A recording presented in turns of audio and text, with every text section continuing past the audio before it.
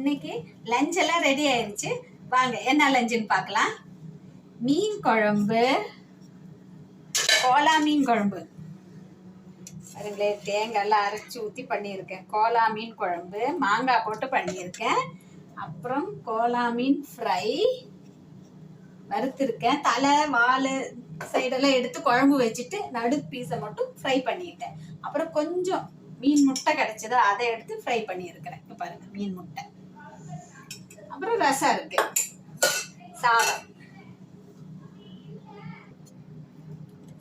வச்சுட்டு சாதம் போட்டேன். மீன் வறுவல், அப்புறம் மீன் முட்டை ஃப்ரை கொஞ்சம் வச்சுக்கலாம்.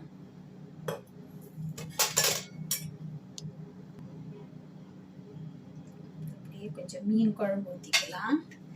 நல்ல மாங்காய் நம்ம இங்கேயே பொரிச்சு அப்படியே ஃப்ரெஷ்ஷாக போட்டு துண்டு துண்டாக போட்டு மாங்காய் கோலா மீன் போட்டு குழம்பு,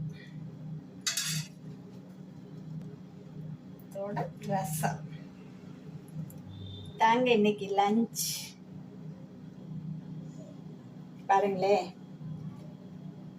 மீன் குழம்பு, கோலா மீன் குழம்பு, மாங்காய் போட்டு வச்சிருக்கிறேன், மீன் ஃப்ரை, அப்புறம் மீன் முட்டை ஃப்ரை பண்ணியிருக்கிறேன், தேங்காயெல்லாம் போட்டு நல்லா காரசாரமாக ஃப்ரை பண்ணியிருக்கிறேன், அதோட ரசம்.